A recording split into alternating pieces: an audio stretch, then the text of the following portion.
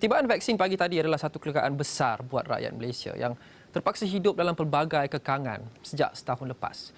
Tapi bagi petugas barisan hadapan, perkembangan ini membawa makna yang tidak terkata bagi mereka. Selepas tahun berhempas pulas merisikokan kesihatan, menggadai nyawa untuk melindungi kita semua.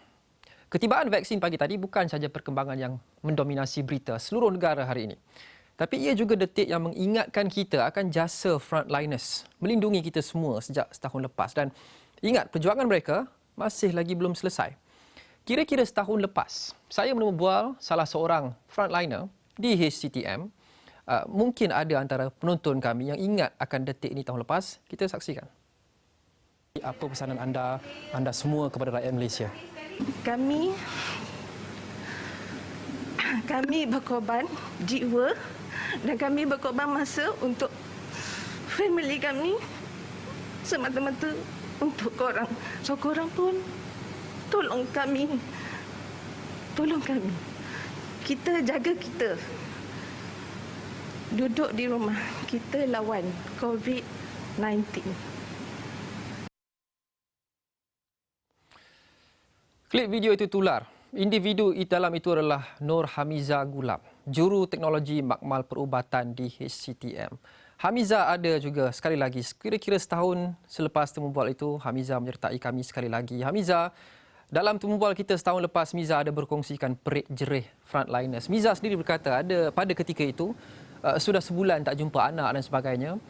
Pada ketika temu bual itu, Miza, kes harian kita berjumlah ratusan sehari. Tapi sejak beberapa bulan lepas, kes harian kita ribuan sehari.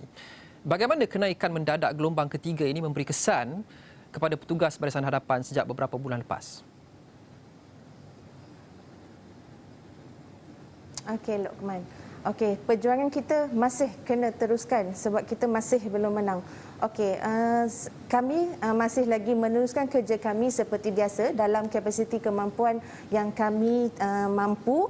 Walaupun jumlahnya adalah kecil berbanding dengan makmal yang utama lain, tetapi kami menerima tugas tersebut dengan sepenuh hati kami dan memberikan komitmen kami sepenuhnya setakat kemampuan kami.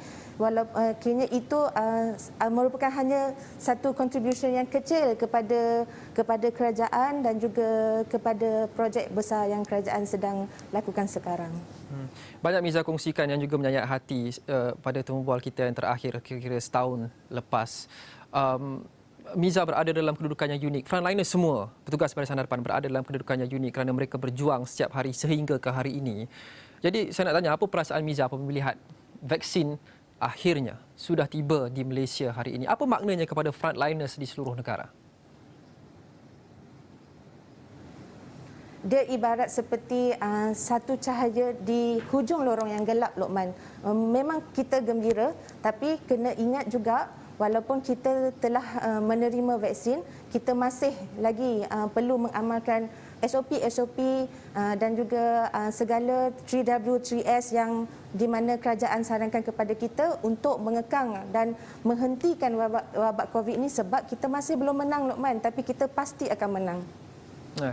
Miza, saya ingin cuba mengingati semula realiti dan kita ingin mengingatkan orang ramai akan realiti. Seperti yang saya sebut tadi, Miza berkata frontliners banyak melakukan pengorbanan khasnya sejak setahun lepas tak jumpa ahli keluarga dan anak dan sebagainya. Adakah keadaan itu masih sebegitu untuk frontliners sehingga ke hari ini, Miza? Ya, seperti yang saya cakapkan kepada Lokman, walaupun kapasiti yang kami terima tidaklah besar berbanding makmal yang utama, tapi kami masih juga menerima jumlah sampel yang boleh tahan banyak dan perlu juga kami kena habiskan kami punya jumlah sampel tersebut dalam waktu yang sama.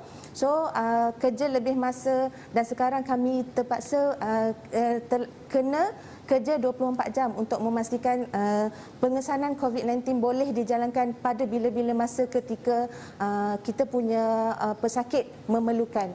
So kiranya masih lagi pengorbanan itu masih lagi ada, tetapi kita terpaksa menguruskan dan memberikan komitmen yang sepenuhnya untuk perjuangan kita ni.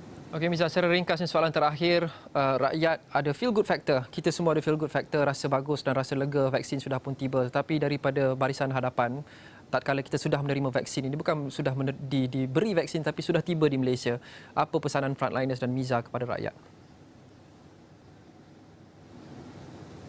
Okey, walaupun kita telah menerima vaksin pada pagi tadi, tapi vaksin ini memerlukan lebih kurang sehingga jangka masa sehingga April hingga Mei 2020 untuk memastikan 80% populasi di Malaysia menerima vaksin ini. Jadi kita kena mengamalkan SOP-SOP yang telah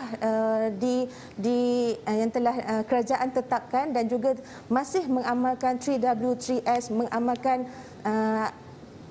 hand hygiene, semua itulah masih perlu lagi kita amalkan dan terpaksa hidup dalam new normal. Sebab terima kasih, kita still akan hidup dengan COVID-19 sebab kita masih belum menang. Okey, Nur Hamiza Gulam, terima kasih. Juru Teknologi Makmal Perubatan dan juga Profesor Dato' Dr. Razman Jarmin daripada Hospital Chancellor Tuanku Mukhris. Terima kasih atas perjuangan anda yang masih lagi berlangsung sehingga ke hari ini. Walaupun hari ini kita ada buka lembaran baru sedikit sebanyak ketibaan vaksin di Malaysia.